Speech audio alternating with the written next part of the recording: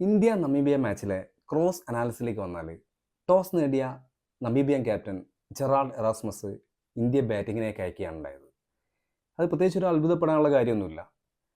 നേരത്തെ തന്നെ Indian പിച്ചുകളിൽ second bat ചെയ്യുമ്പോൾ ബാറ്റ്മാന് അനുകൂലമായിട്ടുള്ള ഡ്യൂ ഫാക്ടർ അഡ്വാൻറ്റേജിനെ പറ്റി ലോകകപ്പ് തുടങ്ങുന്നതിന് തൊട്ട് മുമ്പ് തന്നെ സാക്ഷാൽ MS ധോണി ഒരു പ്രസ്താവന ഇറക്കിയത് നമ്മളെല്ലാം കണ്ടതാണ്.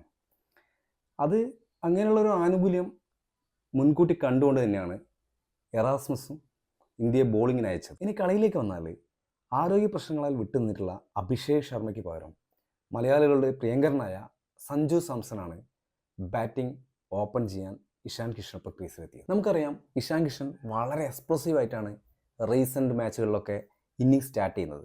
പക്ഷേ പതിവിന് വിപരീതമായിട്ട് ഇന്ന് വളരെ സ്ലോ ടോണിലാണ് അദ്ദേഹം ഇന്നിങ്സ് സ്റ്റാർട്ട് ചെയ്തത്.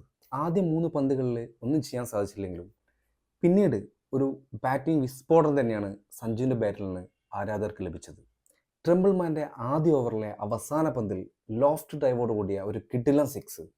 അതിനുശേഷം രണ്ടാമത്തെ ഓവറിൽ ബെൻ ഷിക്കോങ്ങയെ തുടർച്ചയായ 2 6-ഉം ഒരു 4. അങ്ങനെ മനോഹരമായി ബാറ്റ് ചെയ്ത് വരുമ്പോൾ തൊട്ടടുത്ത പന്ത് കൺഫ്യൂസ്ഡായി ബാറ്റ് വീശുന്നു. ഡീപ്പ് മിഡ് വിക്കറ്റിലേക്ക് catch out, soft dismissal, 22 out of 8. അങ്ങനെ വലിയൊരു ഇന്നിങ്സ് കളിക്കാൻ പറ്റിയിട്ടില്ലെങ്കിലും മോശം ഫോമിലും 275 സ്ട്രൈക്ക് റേറ്റോടുകൂടി ടീമിന് വേണ്ടി സെൽഫ്ലെസ് ആയിട്ടുള്ള ഇന്നിങ്സ്, ആ നിലയിൽ മികച്ചൊരു ഇന്നിങ്സ് തന്നെയായിരുന്നു സഞ്ജു കാഴ്ചവെച്ചത്. പിന്നീട് തിലക് വർമ്മ എത്തുന്നു. അതുവരെ സഞ്ജുവിൻ്റെ ബാറ്റിംഗ് ആസ്വദിച്ചുകൊണ്ടിരുന്ന നിഷൻ പെട്ടെന്ന് തന്നെ ഗിയർ മാറ്റുകയാണ്.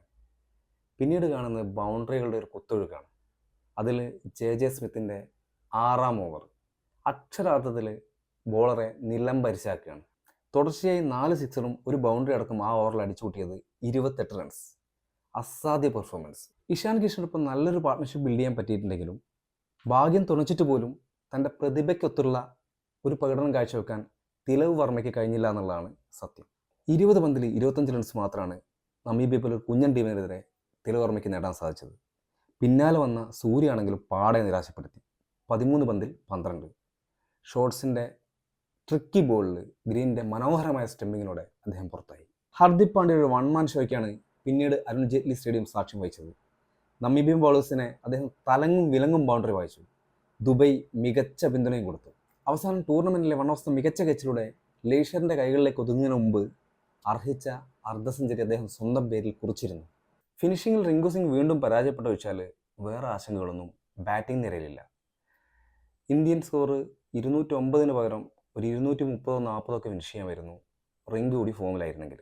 നമീബിയൻ ബോളേഴ്സ് പരസ്പരം മത്സരിച്ച് തല്ലുവാങ്ങിയപ്പോൾ 4 ഓവറിൽ 20 റൺസ് കഴിഞ്ഞ് 4 വിക്കറ്റ് എടുത്ത ക്യാപ്റ്റൻ എറാസ്മസിൻ്റെ പ്രകടനം അതിഗംഭീരമായിരുന്നു. മറുപടി ബാറ്റിംഗ് വളരെ ശോകമായിരുന്നു. വെറും 116 റൺസിനാണ് നമീബിയ ഓൾ ഔട്ടായത്. ക്യാപ്റ്റൻ എറാസ്മസിൻ്റെയും അതുപോലെ ലോറൻസ് സ്റ്റീൻ ക്യാമ്പിൻ്റെയും ജാൻ ഫ്രൈലിംഗിൻ്റെയും ചെറിയ ഇന്നിങ്സുകൾ വെച്ചാൽ വേറെ ഭേദപ്പെട്ട പ്രകടനങ്ങളൊന്നും തന്നെ അവരിൽ നിന്ന് വന്നില്ല. ഇന്ത്യൻ ബോളിംഗ് നിരയിൽ വരുൺ ചക്രവർത്തി 3 വിക്കറ്റുകൾ എടുത്തുകൊണ്ട് ലോക ക്രിക്കറ്റിലെ തൻ്റെ അപ്രമാദിത്വം വീണ്ടും തെളിയിച്ചപ്പോൾ ഹർദിക് പാണ്ഡ്യയും അക്ഷർ പട്ടേലും 2 വിക്കറ്റുകൾ വീതം വീഴ്ത്തി ഇന്ത്യൻ ടീമിനെ വിജയത്തിലേക്ക് നയിച്ചു. ഈ പെർഫോമൻസ് വരും മത്സരങ്ങളിൽ ഇന്ത്യക്ക് വിജയത്തിലെത്താൻ ഒരു മുതൽക്കൂട്ടാവട്ടെ എന്ന് പ്രത്യാശിച്ചുകൊണ്ട് നമുക്ക് ഈ വീഡിയോ അവസാനിപ്പിക്കാം.